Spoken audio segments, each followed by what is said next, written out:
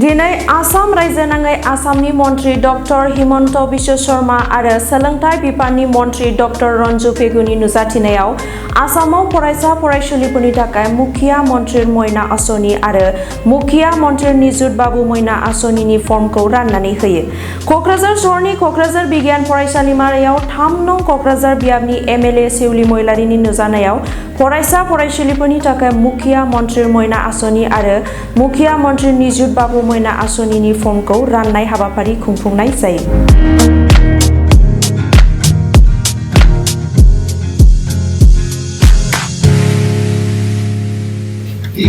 এইটো মই একজাক্ট একটা নাম্বাৰটো ক'ব নোৱাৰোঁ, কিন্তু আজিৰ পৰা ষ্টাৰ্ট হৈছে। আগতে যিহেতু আমাৰ 3 বছৰ হ'ল আৰু নিযুত মইনা হোৱা, এতিয়া এই বছৰৰ পৰা নিযুত বাবুও ইনক্লুড হৈছে। গতিকে বহুত ভাল খবৰ ল'ৰা ছোৱালীৰ কাৰণে, আৰু আমি মুখ্যমন্ত্ৰী ডাঙৰীয়াক ধন্যবাদ জনাব লাগিব যে নিযুত মইনাৰ লগতে নিযুত বাবুটো যিটো দিছে এইটো বহুত ভাল পদক্ষেপ।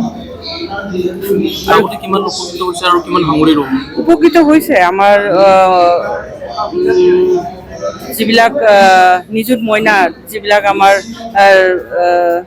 ছাত্ৰীসকল, তেখেতসকল মানে বহুত ক্ষেত্ৰত কিয় উপকৃত হৈছে। আমাৰ যদি দুখীয়া ঘৰত আমি চাওঁ, এজনী ল'ৰা এজনী ছোৱালী আছে, কেতিয়াবা ল'ৰাটোক পঢ়াব যাওঁতে ছোৱালীটোৱে ছেক্ৰিফাইচ কৰিব লগা হয়, কাৰণ মহিলা মানুহৰ ছেক্ৰিফাইচ কৰাৰ এইটো এটা ইনষ্টিং এটা থাকে।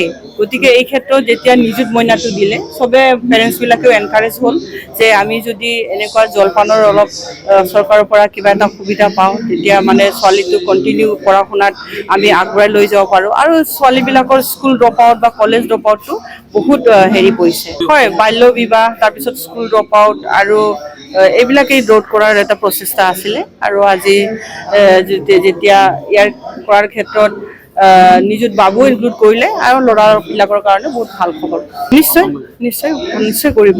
যেনেকৈ আজি আপোনালোকে দেখিলে মুখ্যমন্ত্ৰীয়ে কৈছে যে আমি যিবিলাক নিযুত বাবু বা নিযুত মইনা যিবিলাকে পাইছে, ৰেগুলাৰ হ'ব লাগিব স্কুলত বা কলেজত, ৰেগুলাৰ হ'ব লাগিব আৰু বিহেভিয়াৰ ঠিক থাকিব লাগিব। নিশ্চয় ডেফিনেটলি সিহঁতে নিজৰ ভৰিত নিজে মানে এটা চেল্ফ হেৰিটো আহি যাব আৰু ৰিয়েলাইজেশ্যন, এইটো আমি পাব লাগিলে আমাৰ এটা কলেজত নিয়মীয়া যোৱা আৰু ভাল বিহেভিয়াৰ কৰা, এইটো কৰিব লাগিব।